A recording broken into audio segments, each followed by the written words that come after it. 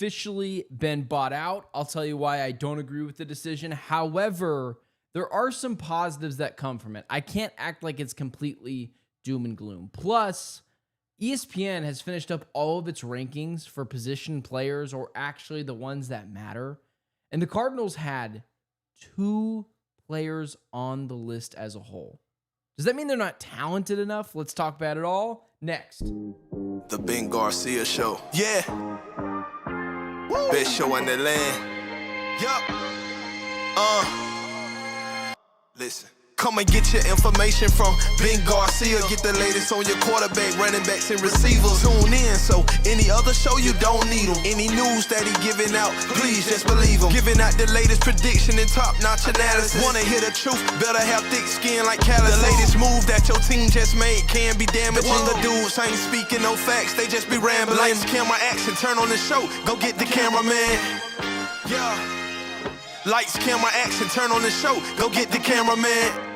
The Ben Garcia Show.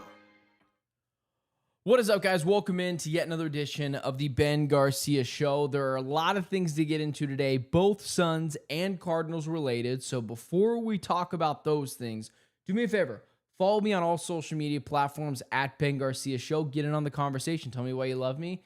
Tell me why you hate me. As well as don't forget to like, share, and subscribe to this show. My guys in the chat this morning, my dude Michael, who is seemingly in every sports chat. This dude just lives and breathes ball. My guy Sandman, who's always in here. Good dude as well. And Cardinals fan, 2024. I hope that's not the year you were born, because that would be a little concerning if you did know how to operate YouTube.com. But appreciate you being here as well. There's a decent amount of things to get into today. Here's what I'll say, guys. I'm definitely late this morning. It sucks because I'm growing a really good community. We had the herd appearance on Monday. Things are really great. Everything is really moving in the right direction. However, I took yesterday off. Call it like a mental health day. I think I'm going to take the entirety of next week off. There are a lot of moving parts going on in my life. All of it is actually pretty good. And when I say mental health day, I am doing just fine. Like, there is no issues with me at all. Here's what I will say is, as you guys know, I work a lot. I edit, I cut, I produce, I post clips. Like, I do everything here on the Ben Garcia Show, which is a fitting name for the show. However, I know when that stuff starts to get to me a little bit, I still love it. I still enjoy it. But I think I'm just going to take next week off, similar to like what I took yesterday. And I do think there's a strong likelihood the show is going to be changing from Monday, Tuesday, Wednesday, Thursday to just a Monday, Wednesday, Friday show. I will be joining the workforce pretty soon here in some form or fashion, and it probably won't be great for me to be doing that Cardinal Squad show and Locked On Suns each and every day. Better to split those things up, but I will have strong announcements for all those things later, but appreciate you guys being here.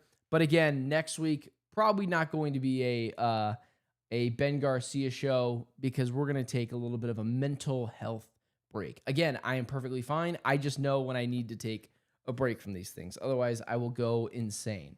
And I don't want to resent my work. I want to love it. All right. And there's also, if there is big news going on next week, I'll stream.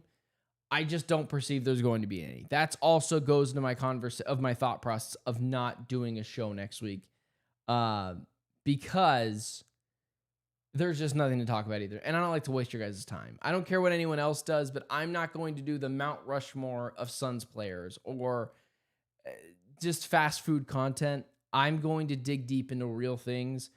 Some people have to do those things because obligations. I don't have to. But also those people make way more money than I do. So there's that as well. And they have more viewership. So there's that as well. All right, let's talk about this. Bradley Beal has officially been bought out by the Phoenix Suns. My guy Aaron Van Buren in the chat. So good to see you here as well, man. Bradley Beal has officially been bought out by the Phoenix Suns. And there are positives to this. I'm not going to sit here and spin it into something that it's just completely negative. I don't agree with the move of buying out Bradley Beal, and I'll get to that in just a second. But here are the positives. He's gone. He might be a cancer in the locker room, and I don't know that to be the case.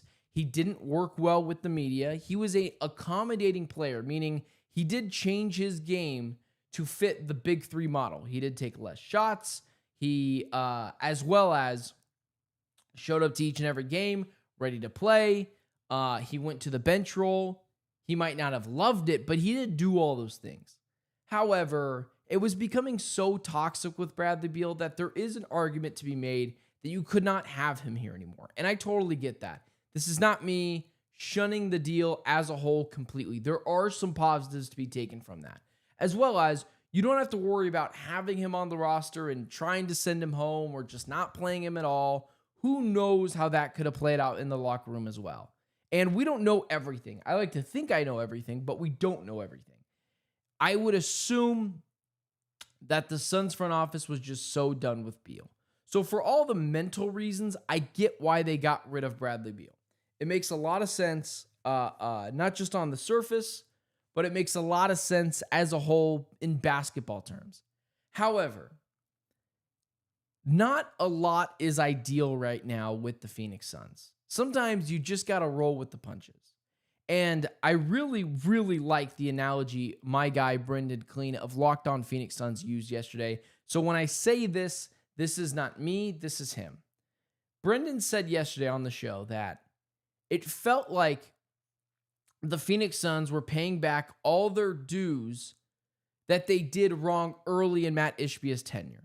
All the times that we talked about Matt Ishbia going all in and liking that he was aggressive and it was a bit risky, but we continue to say to ourselves, if it pans out, it doesn't matter.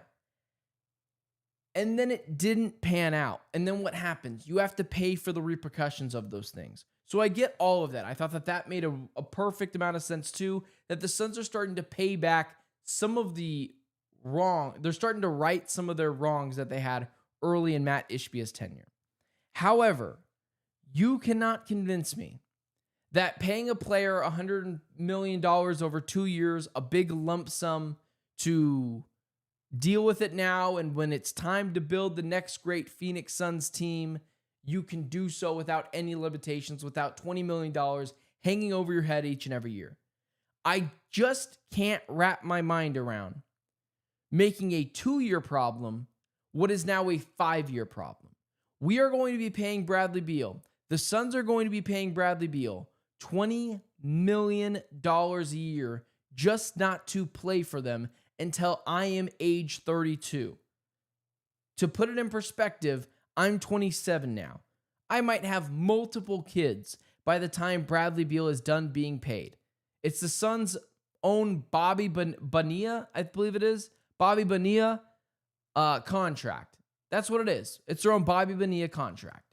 And I just, 2 years from now, when the Suns are trying to build a roster and they find a player on the open free agency market that you want, but that contract's going to be hindering over you. This would have made sense if there was a corresponding move ready to be made to replace Bradley Beal. Meaning, maybe you're going to aggregate the salaries of Royce O'Neal and Grayson Allen, because now that you've stretched and waived Bradley Beal, you are able to have a lot more flexibility. The Suns are not in the second apron, the first apron anymore. They're not in either of them. So it would have made sense if they were combining the contracts of Royce O'Neal and Grayson Allen. And I'm not saying to go get Larry Marketing or to go get Trae Young, or those contracts don't even work anyways. My point is, could you go out and get someone that helps fit the mold of this team a little bit more and stop the log jam at some positions that you have? Shooting guard. You got too many of those. Where's Grayson Allen going to play? If you could have went out and brought in some of those guys, right? Someone who is got a fit better here than Beal or whatever. Like, the names don't really matter. But there should have been a corresponding move in response to Bradley Beal. Happy to be spending my birthday morning watching Ben Garcia's show. I don't know your name. I just know your name is JJ Sandate. Happy birthday, man. That is awesome, and thanks for spending your day with me. That's awesome. But yeah, the Beal situation, I just can't buy that was the best move possible for the Phoenix Suns. I'm not saying it's something that's going to hinder them for years to come. That is not what I'm doing. I don't want to go all doom and gloom on you and tell you the Suns have no cap flexibility, which is not true. The Suns are hand-tied, hog-tied to Bradley Beal for forever. It just doesn't make a ton of sense to me to make a 2-year problem. Now it is going to be a 5-year problem. We are going to be talking about Bradley Beal's contract until the year 2032. We are going to be talking about the Bradley Beal contract until the year 2030. I forgot it's 2025 right now.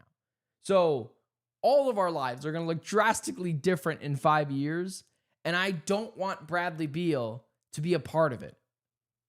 If there was a move corresponding to it, Grayson Allen and Royce O'Neal, because now you can combine contracts, not being either aprons, and bringing in someone that fits a little bit better of the mold and what they're trying to do now, that's what I would have done.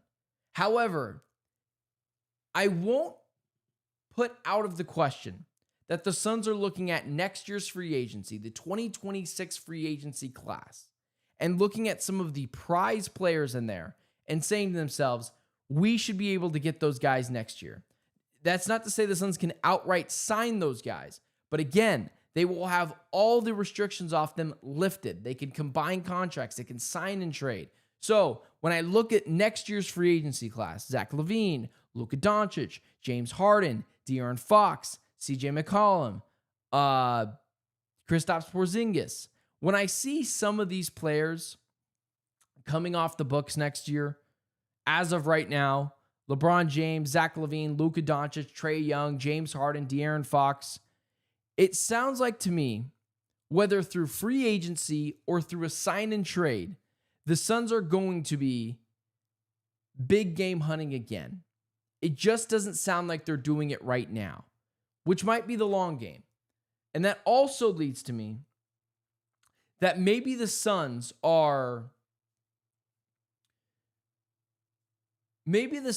have an agreement from Devin Booker, a handshake, hush-hush agreement that no matter what happens this year, he will be a part of the team next year. Because I thought this year was a transition year, but also showing Devin Booker that you're competent and that he shouldn't want to leave for somewhere else. But maybe that's not the case. Maybe the Suns don't have to make that transition year trade to help fit the roster a little bit more and help explain to Devin Booker that you are indeed competent. Maybe that's not the case. Maybe there's a handshake hush-hush agreement and Booker is eyeing one of those big-name free agents next year or someone who could be unhappy through a trade next year, bring them to Phoenix and make them title contenders. There's more than one way to skin a cat. I think that's the phrase. And I think that's what the Suns are trying to do. So, although I don't love the Beal stuff, I don't like the idea of making a 2-year problem a 5-year problem. Because next year he's an expiring contract, and it would be less punitive to stretch and waive him then, or buy out and stretch him then. Or it would have been a little bit easier to trade him being an expiring deal. And maybe you got back players that could help you, or you could move him to another team. All of that would have made a little bit more sense than what the Suns did yesterday. It's not, again, there is a method to the madness. There is a world where this does make a load of sense for the Suns. Really, it does. I'm not trying to doom and gloom and poo-poo all over it. That's not the case. Just when you start to stack problems on top of each other, it just gets a little much. And Booker, 5 years from now, will be 32 years old, 33 years old, and they'll still be paying Bradley Beal. When you think of it like that, it is a little punitive. And I just don't like that. I like to have more options, and I think you didn't need to do anything this year. I think it was a little bit of a panic move. Just wanted to get him off the roster. It would have been smarter if there was a corresponding move, combining contracts, bringing someone in, not a star-level player, but a good high-level role player that knows how to win and win in this system. But maybe the Suns are playing the long game, going after one of those big name free agents next year, or waiting for someone in a trade potentially to be really unhappy and try to force their way to Phoenix. Outside of that, the Suns just can't stand pat for a bunch of years. You're still trying to win at least a little bit. So, I get the Bradley Beal stuff. I just don't know if it was the move. I don't want to say I don't know. I don't mind the Bradley Beal move. I don't think it's completely punitive. I don't think the Suns are dead for years now. That's not the case. I just don't think it would be my first option to help build the next great Suns team. Okay. Moving on to the Arizona Cardinals.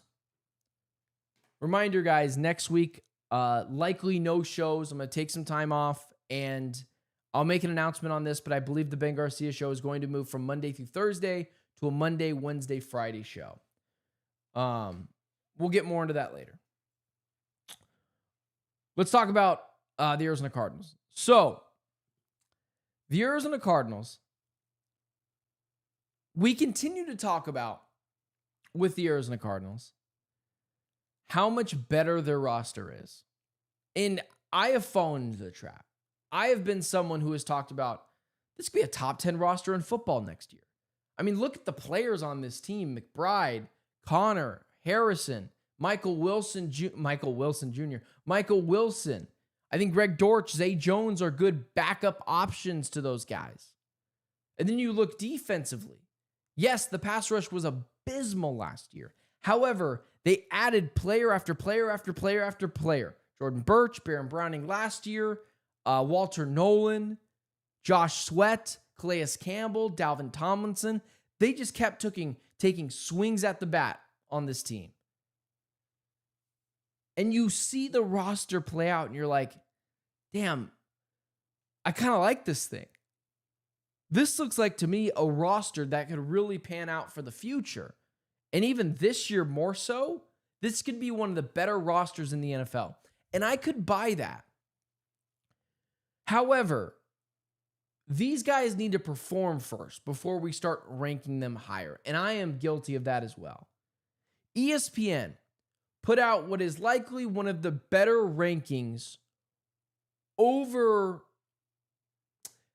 put out what is one of the better rankings than most of the other rankings that are done.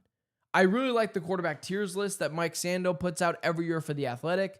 That'll come out, I'm assuming, in a couple of weeks here, and we'll be able to see where Kyler Murray falls. But ESPN does top 10 position rankings as ranked done by coaches, scouts, and executives. I think it is a really good way to get a snapshot of who the top 10 players at each position are. The Cardinals had 2 players total. 2 players total on the list. 3 players total if you want to talk about honorable mentions. Trey McBride, who came in the middle of the pack of those lists, and Budda Baker, who came in at the lower end of the safeties list. So, when you talk about the Cardinals having a better roster than a lot of other teams in the NFL, man, I'm sorry. That's just not really looking like the case as a whole. It is a little frustrating to see, oh my goodness, I think maybe we overvalued the Cardinals' positions. Because when you only have 2 players, Trey McBride on the tight ends who's ranked lower than you think, and Budda Baker ranked 7th, if I'm not mistaken, on the top safeties list by ESPN, that's 2 players in the top 10s at their respective position. There's no Kyler Murray on the list. There's no Josh Sweat on the list. There's no James Conner on the list, although he was an honorable mention on the running backs list. It leads me to believe, are the Cardinals talented enough next year to truly compete? Or are we putting higher expectations on this team and are about to be dropped on our little heads? Because I think that is becoming more of a possibility than we actually think. The Cardinals, we believe, have the talent. but it's not respected upon by the rest of the NFL. And you know what? Good. Under the radar is exactly where the Arizona Cardinals should be. It's exactly where they need to be. They haven't earned anything. This is the point I was making with Jonathan Gannon and Monty Ossenfort a couple of days ago. When everyone was talking about, not everyone, that's a really general term. When most people were talking about this not being a make or break year for Jonathan Gannon and Monty Ossenfort, I would likely say to you that I agree. However, I'm not going to act like they're untouchable. Everyone on this roster needs to feel pressure. Winning off-season headlines doesn't do anything for me, and I'm sure it doesn't do anything for you. So when I see people like myself, and I'm sure people in the chat today who have looked at the Cardinals roster and said, damn, it is so much more improved from last year. Maybe we're talking about a 1970s junker going from that to a 2004 Kia Cerato or Kia Sorento, whatever it is. Maybe that's the case. And when you talk about a 25-year difference in cars, yeah, the 2004 Kia Sorento is going to drive better than the 1970s clunker you were driving before. However, at the end of the day, it's still a 2004 Kia Sorento. So when I look at the Arizona Cardinals, it's a better team, for sure, as my guy Aaron in the chat says. However, are we overvaluing it a bit? Because over the last couple of years, this team's roster was garbage. It's like what I've continued to say about the pass rushing position. I don't expect the Cardinals to have a top 10, top 5 pass rush this year. I think that is putting unrealistic expectations on Sweat, Baron Browning, Dalvin Tomlinson, Walter Nolan, all those guys, Calais Campbell. I think that is putting unrealistic pressure on what I believe will be a good pass rush this year. I do think they'll be in the top half, but that's not an elite level pass rush group. That's a good pass rush group. But going from the worst pass rush group in the NFL to middle of the pack is such a ginormous jump that even I did leaps for it. I was freaking out over it. I was ecstatic about the new team. But what's perfect about these lists on ESPN's rankings, as done by scouts, coaches, and executives, that the Cardinals only have 2 players, Budda Baker at the safety position, Trey McBride at the tight end position. You know what that says? Executives, coaches, and scouts around the league look at the Arizona Cardinals and say, yeah, your roster's better, but it's not one of the better rosters in the NFL. And that's exactly the kick in the you-know-what that Cardinals fans needed to hear, that the Arizona Cardinals needed to hear. Because you don't just get to be crowned as a team that is Super Bowl or playoff contenders each and every year. You actually have to do the thing. I know. How insane. So, and I've gotten in a fight with my guy Alex Clancy on the Locked On Cardinals squad show, and he makes a couple of good points too. However, when we talk about anyone being safe this year, I hate that. Add a little pressure to everyone. I like Jonathan Gannon, and 95% chance he comes back next year. I like Monty Ossenfort, 95% chance he comes back next year. However, there is that 5% chance that I want them to feel just a little bit of pressure on the hot seat. That if this season is dismantled and is a disastrous season, we could be gone too. The vets on the team, James Conner, Budda Baker, could we get cut? Kyler Murray, well, I'm never going to make as much money as I am if I flame out this season. Everyone needs to feel pressure. And that's the point I've been trying to make. And my guy Saul in the chat would like to see one more move from the Cardinals. Here, TJ Watt is available. Hendricks. Listen, I agree with you. TJ Watt, it looks like he's going to get like $30 million a year. And at 30 years old, I think I'm good. And he's gotten more injury prone. Not super, but he has dealt with his injuries That's not really what I'm looking for. However, I think your head's in the right place, and combine it with what my guy Aaron is saying in the chat. Don't be complacent.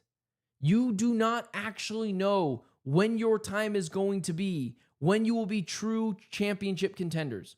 No one thought the Commanders were contenders last year, and no one thought 2 years ago the Lions were contenders. You want to know why? Because those are two dumpster fire organizations. And I hate to break it to you, Cardinals, not too far away from being a dumpster fire organization, or potentially one already.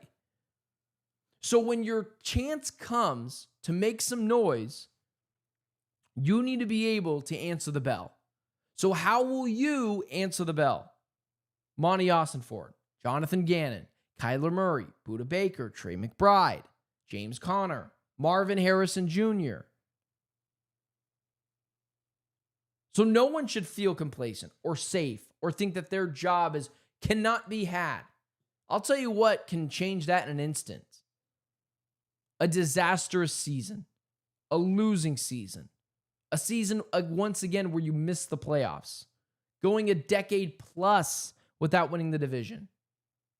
So I get it. I think the Cardinals are going to be better this year too. I think that they not likely, because that's tough to say. I think there's a good chance they win a playoff game this year. But you know what I'm not doing? Not just grabbing my pen and putting this team down for the Super Bowl, putting this team down for the conference championship. I think all these good things can happen if you don't lose sight of what's actually important. And that's getting to the playoffs and making noise and not feeling like you've already done that because we've crowned you kings of the offseason. That's only half the battle. The other half is going to war and actually making it happen. All right, guys, do me a favor. Saul, what I am hoping for is anything but a time kind of deal, because that dude is the absolute worst, and it took everything in my power. He's the absolute worst as a general manager, and it took everything in my power not to make a Steve Keim joke on the herd. Not really. I can control myself fine, but I thought it was funny. Guys, do me a favor, because I know how Cardinals fans feel about him. Do me a favor. Like, share, and subscribe to the show. Reminder, there will likely be no shows next week because I'm going to take a little bit of time off. I'll come back the following week ready to talk Cardinals training camp. If there's big news, I will put out an announcement and I will say that I will be live the next day. I think most of the big news is done, and I don't come on the show and talk about nonsense. If there's something to talk about, I'll come and do a show. If there's not, I'm not going to waste your time. I'm a big person on not wasting other people's time. But guys, do me a favor. Like, share, subscribe to the show. That does more than you know when it comes to helping me out. And as well as, because I won't be live, you could still follow me a bit with my takes and the things that I put out there when it comes to Twitter and Instagram and TikTok. So do me a favor. Follow me on all those social media platforms at Ben Garcia Show. If you want to reach out to me, if you want to at me, if you want to call me an idiot, do it there on Twitter or on Instagram. I will respond to you, and I'll do it kindly because I have no interest in cursing out anyone when it comes to this kind of stuff. So guys, do me a favor, like, share, subscribe, follow the show, and I'll see you guys in probably a week. Well, a little bit over a week. Not this Monday, but next Monday. And everyone takes a little bit of time off during July. I think that I have earned that. And I'll let you guys know how things go. But there are a lot of moving parts in my life, both in like the real world, me, myself, and nothing to do with sports. And that's as far as I can go with that. And then there are other moving parts in the sports workforce world that it's better for me to just focus on that for a week, come back because there's no other stories to talk about.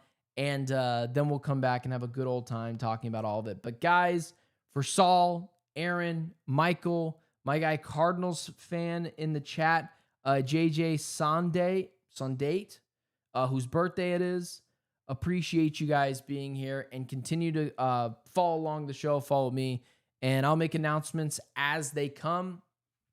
But until then, guys, for all of you, for myself, Benjamin Garcia, it's been the Ben Garcia Show, and I'll see you in a little over a week.